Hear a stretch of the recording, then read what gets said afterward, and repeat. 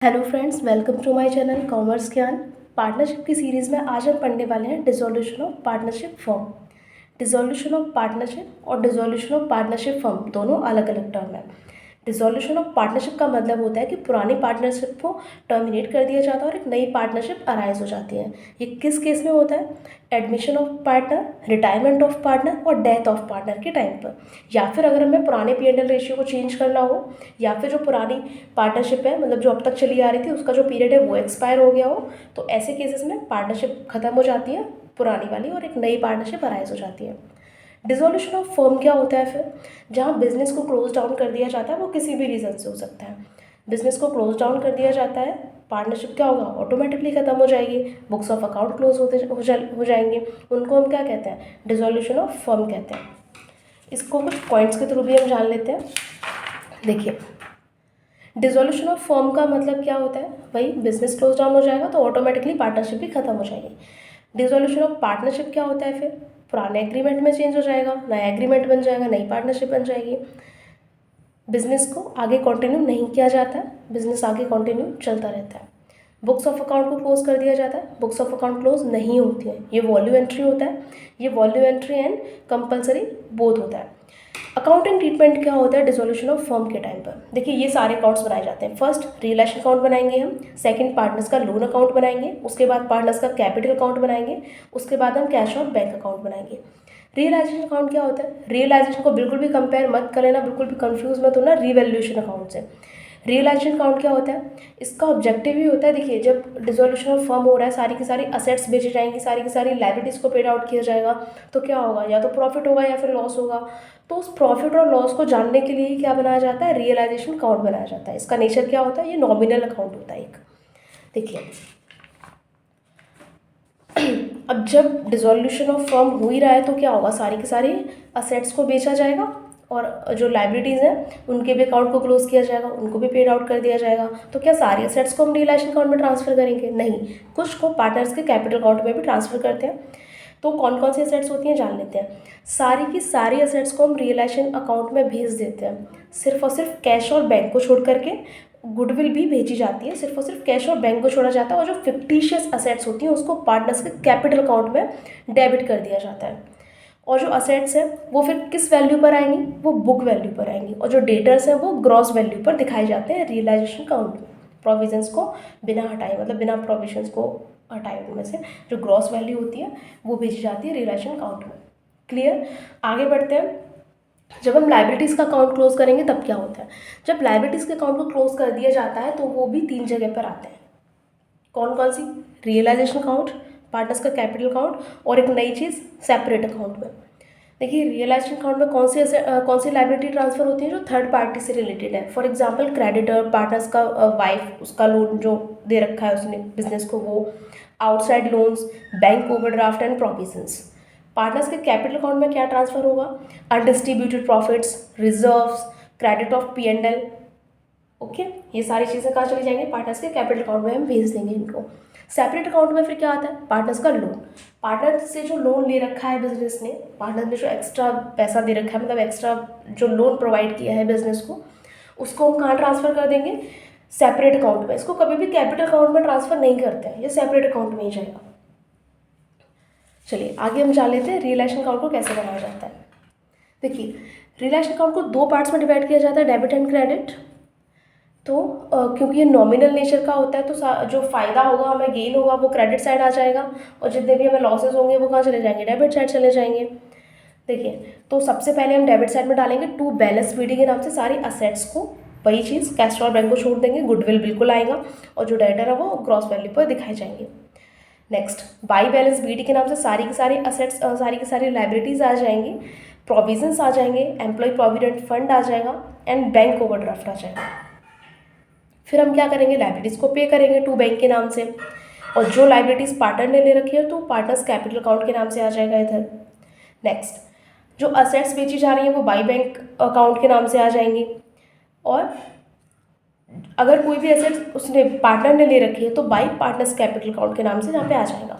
उसके बाद हम क्या करेंगे? अगर क्रेडिट साइड ज़्यादा है तो हमें यहाँ पे क्या शो करेगा? प्रॉफिट हो जाएगा। अगर डेबिट साइड ज़्यादा है तो यहाँ पे क्या होगा? लॉस शो होगा। तो अगर प्रॉफिट है तो भी पार्टनर्स के कैपिटल अकाउंट में भेजा जाएगा, और अगर लॉस है तो भी पार्टनर्स के कैपिटल अकाउंट में भेज दिया जाएगा। किस रेशियो में?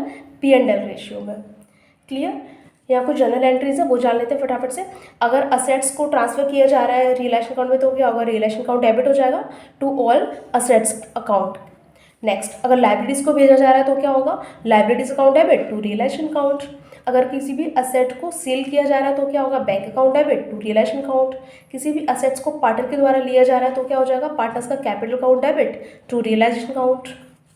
चलिए आगे बढ़ते हैं। आगे हम पढ़ने वाले हैं इंसॉल्वेंसी ऑफ पार्टनर्स और पार्टनर।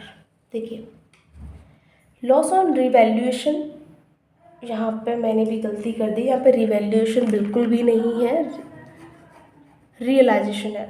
आप ऐसी गलती बिल्कुल भी मत करना। देखिए, तो लॉस ऑन रियलाइजेशन को पार्टनर्स के कैपिटल अकाउंट में ट्रांसफ़र करने के बाद ऐसा पॉसिबल है कि एक या फिर एक से ज़्यादा पार्टनर्स के जो कैपिटल अकाउंट है वो डेबिट शो कर सकते हैं ना। तो अगर ऐसा केस है तो जो जिस पार्टनर का जो डेबिट बैलेंस शो हो रहा है, अगर वो पे कर पा रहा है तो वो सॉल्वेंट है। अगर उसने हाथ खड़े कर दिए, वो नहीं पे कर सकता है, तो वो क्या होगा? वो इंसॉल्वेंट होगा और वहीं से प्रॉब्लम अराइज हो जाएगी। तो ऐसे केस में क्या होता है? देखिए, जिस भी पार्टनर का कैपिटल अकाउंट डेबिट शो कर रहा है तो उसका क्या आ रहा होगा? उसको डेफिशिएंसी आ रही होगी उसके कैपिटल अकाउंट्स में कि भाई इतने की कमी है। तो वो कौन लेकर के आएगा?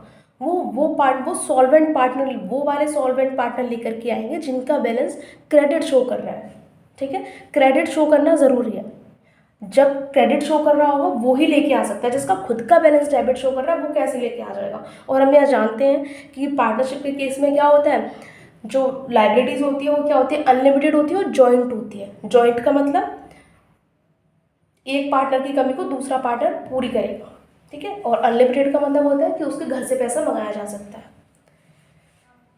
देखिए, अब क्वेश्चन ये अराइज होता है कि वो पार्टनर जो डेबिट बैलेंस की कमी को पूरा कर रहा है इंसॉल्वेंट की, तो वो जो अब एक ही तो नहीं हो सकता है एक ही पार्टनर क्या हो रहा है। मान लो जैसे 3 पार्टनर है, तो अगर एक ही पार्टनर क्या हो रहा है? इंसॉल्वेंट हो रहा है, 2 पार्टनर तो सॉल्वेंट है।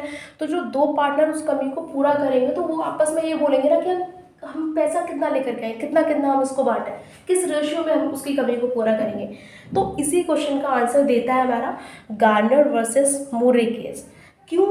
क्योंकि जहाँ पे इंडियन पार्टनरशिप जो एक्ट है ना वो एकदम चुप्पी साधे हुए, वो साइलेंट है। उसने इस केस पर कोई भी प्रोविज़न नहीं है। क्लियर? वो इंटरेस्टेड ही नहीं है। तो जो हम इस ऐसे केसेस में हम क्या करते हैं, गार्नर वर्सेस मूरे केस का जो केस लॉ था उसके जजमेंट को हम क्या करते हैं? लागू करते हैं। और अगर क्वेश्चन में नहीं भी दे रखा है तो भी हम इसी से उसको करते हैं। और अगर पार्टनरशिप डीड हमने जब बनाई थी उसमें हमने क्लियर कर रखा था फिर तो कोई टेंशन की बात ही नहीं है। तो हम उस रेशियो में उसकी कमी को क्या करेंगे? पूरा करेंगे।